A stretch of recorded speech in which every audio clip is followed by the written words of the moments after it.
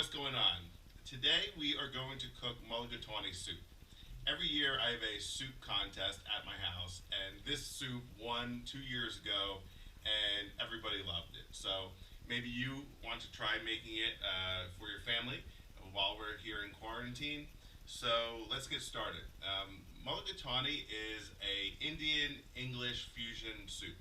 So it has curry, but it also has a lot of English flavors as well, like apples. So I already have our vegetables chopped up here. We have about a cup of onions. We have a cup of celery. We have a cup of carrots.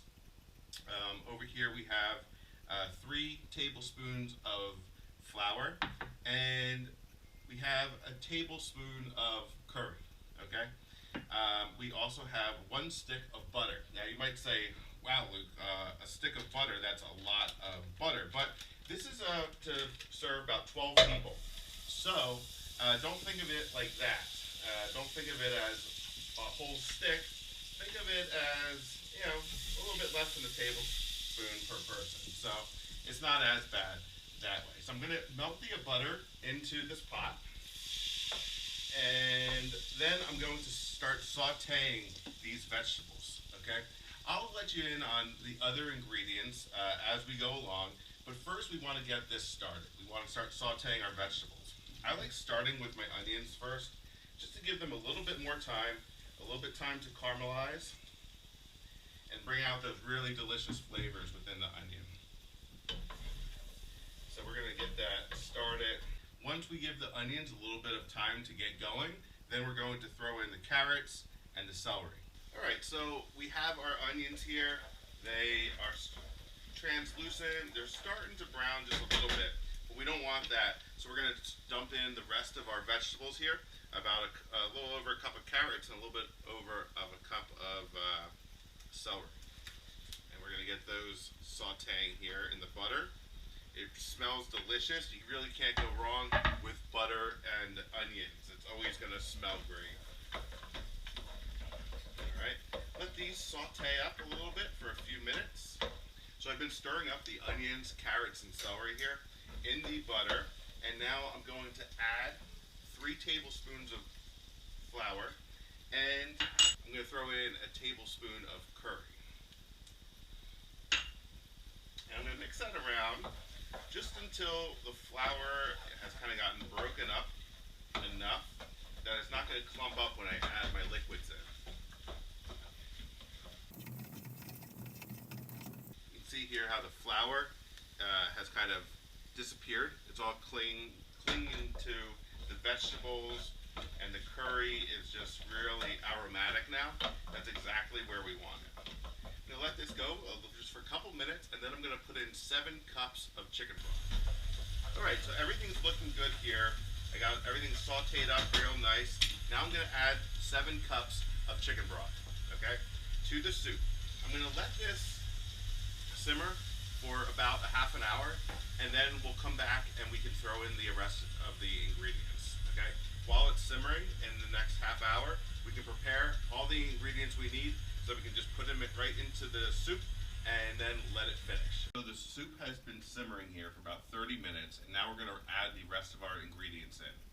Here I have about 6 boneless, skinless chicken thighs, all chopped up into bite-sized pieces here.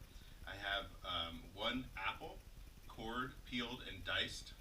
I have a couple pinches of thyme, some pepper, you know how I love pepper, and some salt. I have half a cup of white rice here, uncooked. And then I have 1 cup of cream, okay? Now I'm going to add all of the ingredients in except for the cream right now. Okay?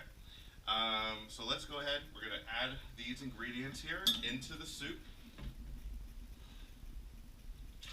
Careful it doesn't splash you.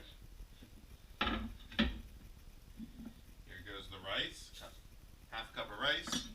Here is 1 apple, all diced up. The apple is really interesting. It actually kind of almost melts into the broth, so it just adds this really nice sweetness. And then here goes our salt, pepper, and thyme into the soup. Now just stir all that up. You can turn the heat up just a little bit to get it cooking again. There we go. And now you're going to wait about 25 or 30 minutes until the rice is done cooking. All right. Now the cream you can do it two ways. You can either take the soup off of the burner and stir it right into the soup, or you can make the cream nice and hot, and then you can just pour it over top of each bowl and kind of make a little fun design. For me, because I'm going to be freezing a lot of this soup, we are going to just put it right into soup, and that way it can be in there when we reheat it. When you reheat things with cream in it, just be careful that you don't overdo it, or else the cream will separate from the rest of the soup. All right, so we're just going to wait until the rice is done, and then I'm going to mix in the cream, and it'll be done. All right, so the rice is cooked. I just added the cream into the soup, and now it's pretty much good to go. Let's give it a taste. It's got the chicken, the apple, celery, carrot, onion. It's got everything in there. Delicious. I recommend trying this at home and seeing what your family thinks.